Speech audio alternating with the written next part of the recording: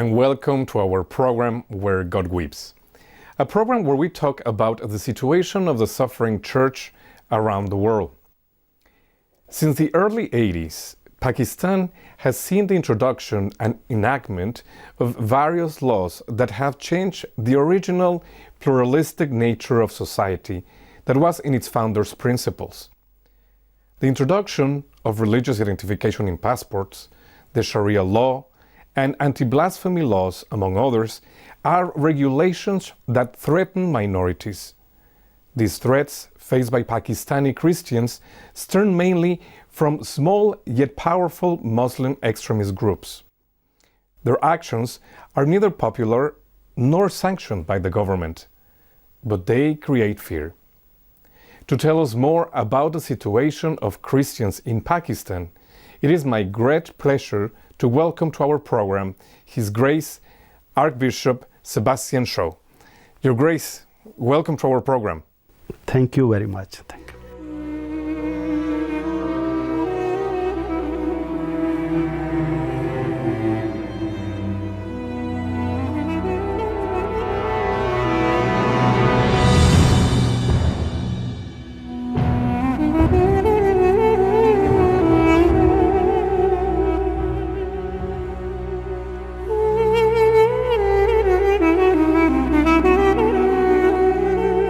Your Grace, what a change of what was the original idea of President Muhammad Ali Jinnah.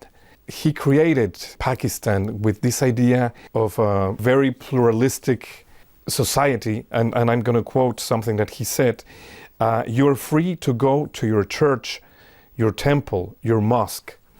What happened to that reality, Your Grace? This was the vision of our founder, but what happened afterward, some groups started making this like a secular state turning into religious state and making it more Islamic state. So slowly they brought some changes, and in Ziaul Haq's time, 85, totally it was changed.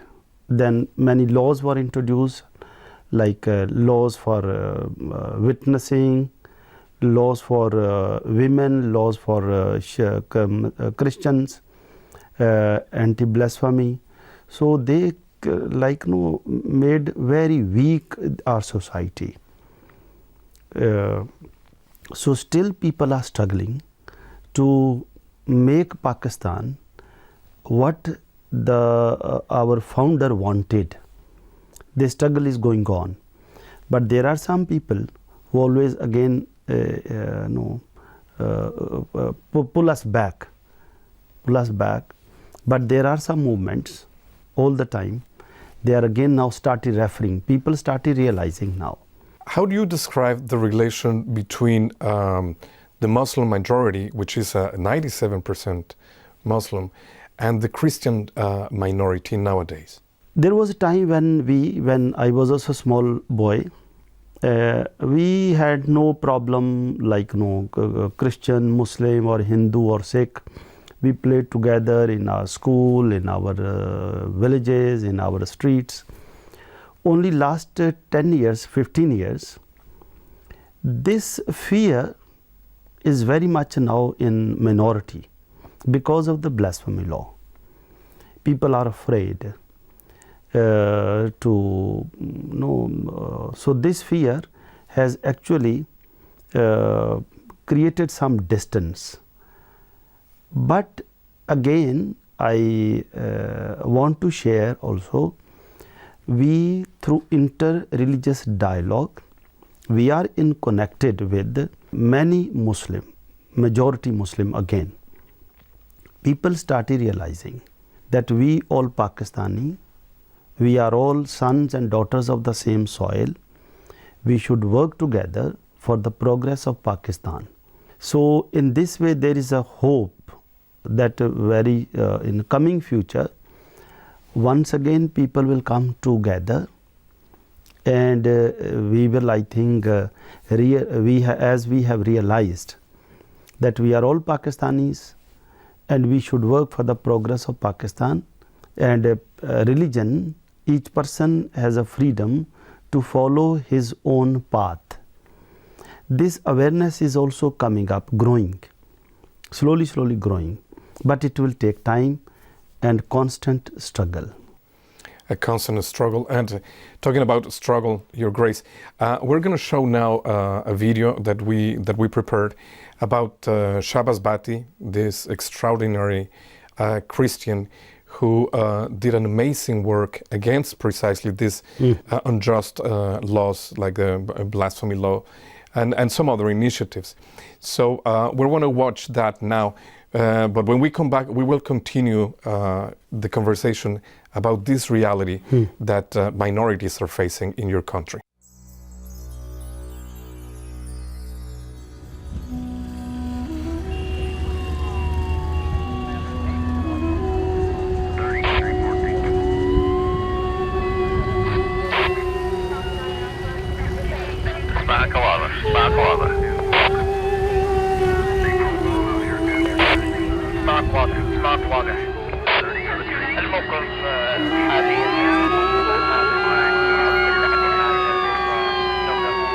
There's been worldwide condemnation of the murder of Shahbaz Bhatti, the only Christian minister in the government of Pakistan.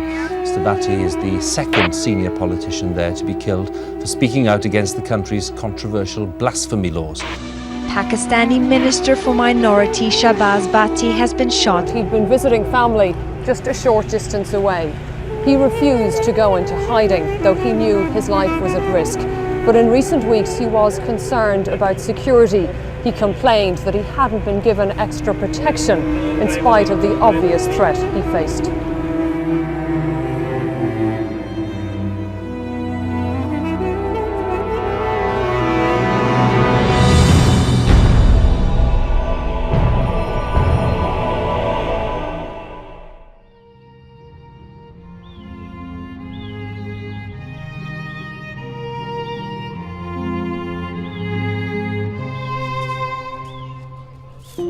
Born in 1968 in the Punjabi Christian village of Kushpur, one of the few such places on the map of Islamic Pakistan, Shahbaz Bhatti was Pakistan's first Christian government minister. We studied in a Christian school, we were living in a Christian village, and we didn't have any problem. But in a government school where the majority of the students is different, he was surprised facing different kind of people who expressed their reservation, like sometimes people were saying they are not allowed to eat with other students. So for him it was very, very strange. He really got angry that this is not human.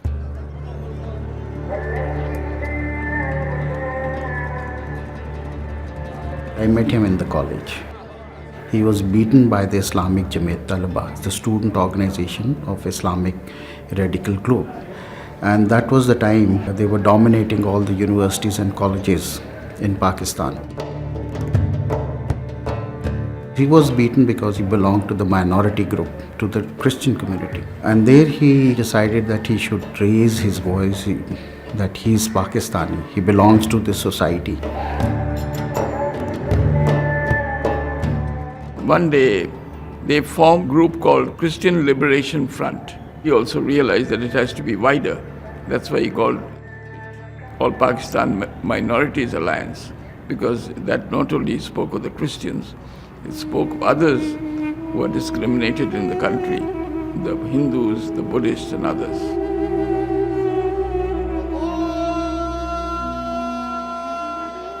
Introduced in 1985, blasphemy laws continue to remain the biggest source of discrimination.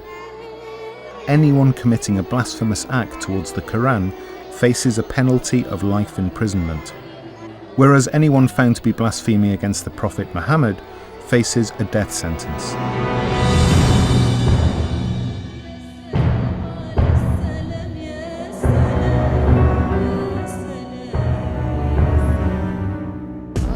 Towards the end of 2008, Shahbaz Bhatti, come to please by Bishop Anthony Lobo to accept the nomination of Religious Minorities Minister.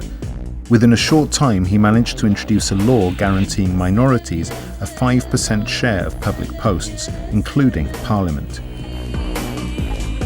One matter which Shahbaz Bhatti became wholeheartedly involved with related to Asia Bibi, a Christian mother of 5 children who had been charged for blasphemous acts and accordingly sentenced to death. Open claims of misuse of blasphemy laws led to Shahbaz receiving a growing number of threats. When I'm leading this campaign against the sharia laws, for the abolishment of blasphemy law, and speaking for the oppressed and marginalized, persecuted Christian and other minority, these Taliban threaten me. But I want to share that I believe in Jesus Christ, who has given his own life for us. I know what is the meaning of cross, and I am following of the cross.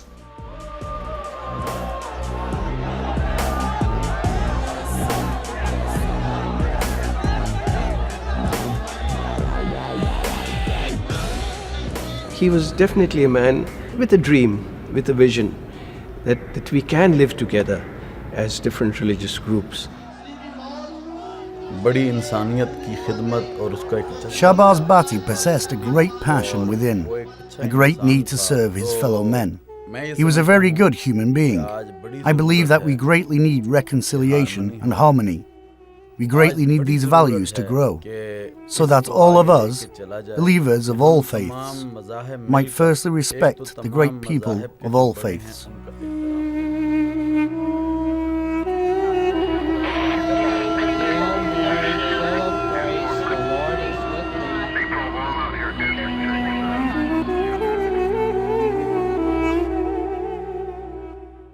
Today we're talking with His Grace Bishop Shah from Lahore, the Archdiocese of Lahore. It is really impressive, the testimony that Mr. Bhatti left to the Universal Church, really. What is the fruit of his sacrifice, Your Grace? His sacrifice gave courage to many, many minority people, Christian and then Sikh and Hindus and Baha'is also. And at the same time, people who are silent but suffered. His testimony gave courage that let us talk, let us speak. What is unjust, say it is unjust. And what is tolerable, tolerate. If not, then again you raise your voice. So Shahbaz Bhatti's last interview also was very encouraging. And he said, I know the sacrifice of Jesus Christ. I know the price of cross. And one who wants to follow Christ has to go through this suffering. So in this way many people are encouraged, and now people are talking what is happening. So in this way movement has started. And Your Grace, what is the situation nowadays of Asia Bibi, this very international known case in Pakistan? Asia Bibi, I met her husband a few months back. Because I did not meet Asia Bibi direct. And I also don't know where she is. And I think majority people don't know where she is. But she's in. You mean the actual prison where she is? Where is she is? Mm-hmm. She is in prison, that everybody knows. But nobody knows where. Where? No? According to her husband, her health is deteriorating, getting weaker and weaker. What could be the reason? I don't know. Plus, she is now suffering. She knows that now, like loneliness and then away from the family. And also she sometimes doesn't know what is happening tomorrow. No? So in this way, this suffering is giving frustration to her. Also, but one thing is, she is very hopeful. She is very hopeful that her Lord Jesus will help her to get out of the prison. She is very hopeful, and I think it will happen. It is amazing to hear that somebody in such a situation is hopeful. Yes, she is very hopeful here. How do you increase or motivate your people to have hope, to not despair, and to believe that their situation will get better eventually. Actually, we know that even in the time of persecution, early church, time of Acts of the Apostle, the early church, there were difficulties, but the risen Lord was helping them, and that is the hope. And we also know that many people now, civil society people, through inter-religious dialogue, we are well connected with many people, and plus people also feel that we are all together. We are one Pakistani, So in this way, this gives us hope. And we always tell our people, like in our own Sunday homilies also, that we believe in the risen Lord and we are people of Hallelujah. So people are encouraged. And we know, and also we know, that we Christians, we can change the situation, and we will change the situation. They are afraid. They live in fear. Christians. Fear is there. We cannot deny that fear is not there. But besides fear, people are still brave enough to express and celebrate their faith. One thing we are all the time giving catechism to people and instruction to people.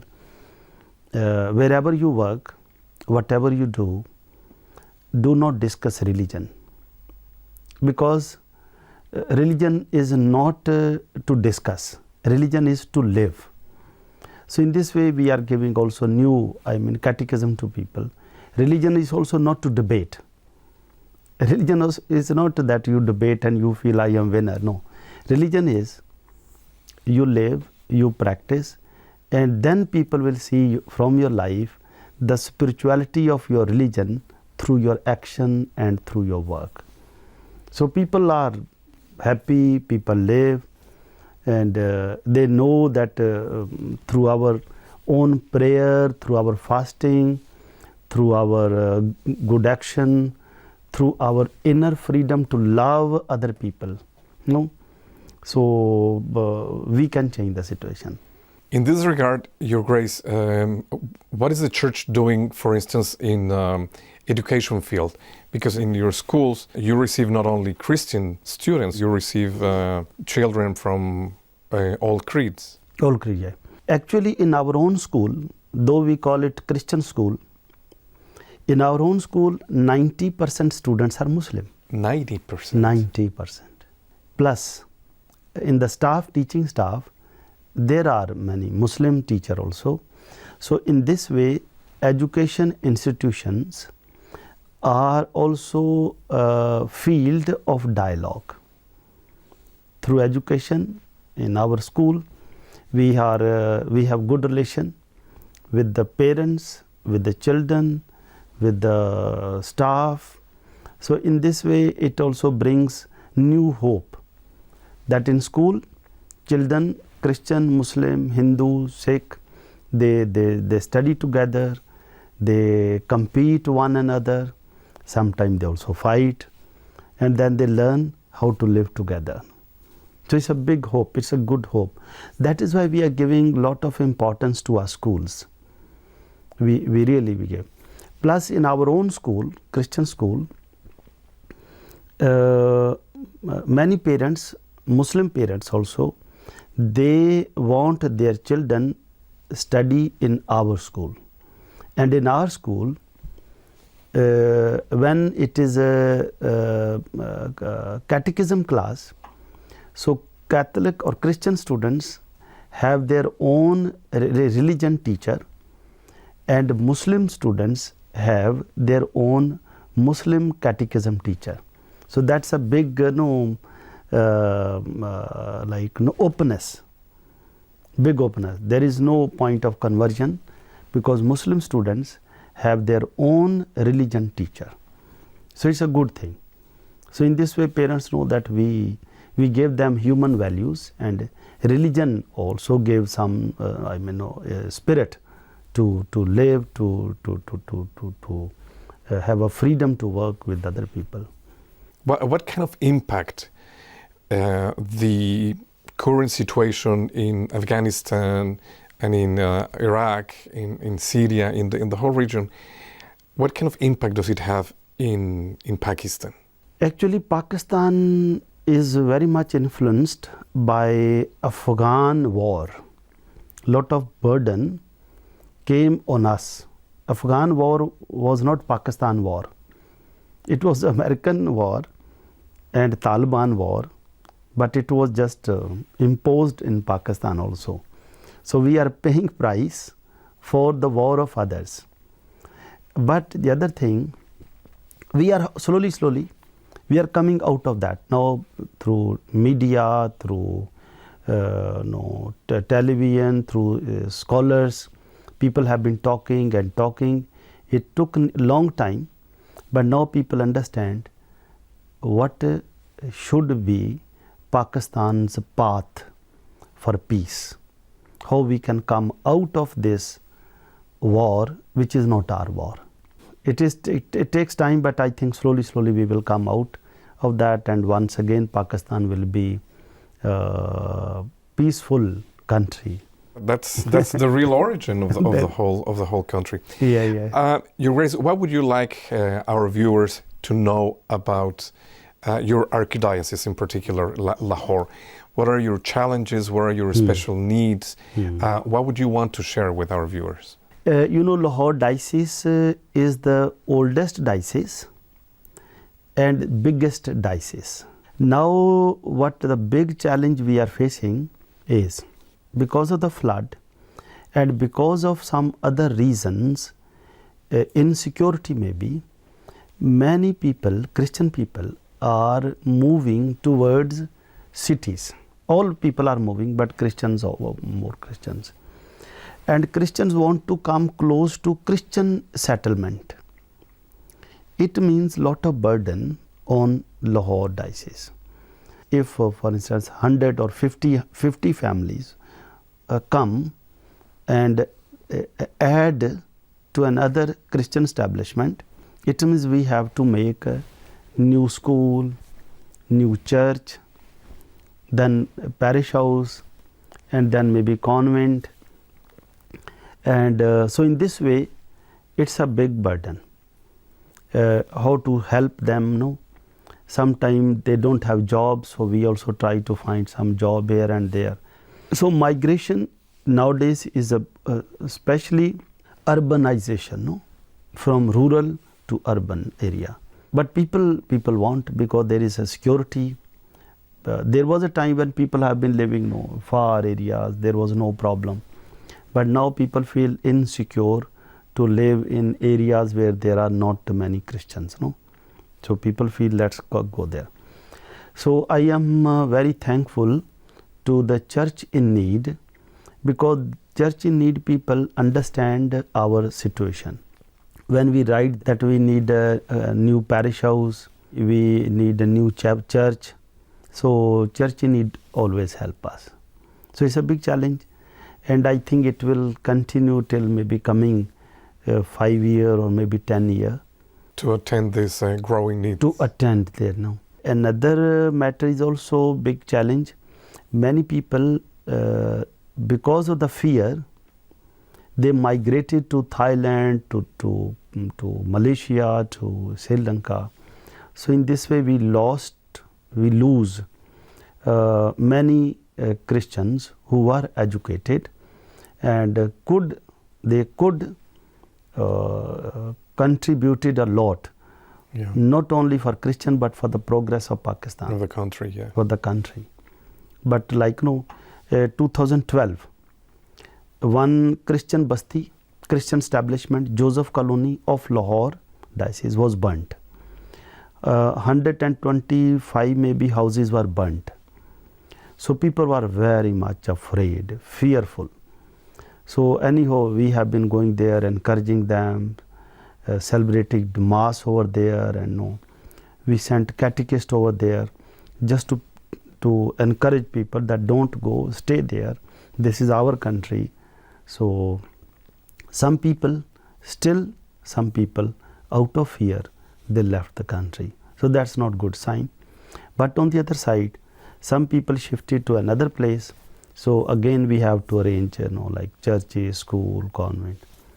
So these are the challenges. Well, we know that the support of our viewers and their prayers will always be with the Church of Pakistan. Thank you so much, Your Grace, for being with us. Thank you. And I wish and pray for all of you, for the whole team, for your support. And also we want to tell our benefactors also that people in Pakistan pray for our benefactors also. Thank you so much, Your Grace. Thank you very much. Thank you.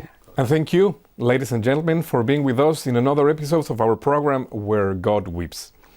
If you want to learn more about the situation of the church in Pakistan and in other parts of the world where the church is suffering, we encourage you to contact the information at the end of this program. Thank you, and God bless.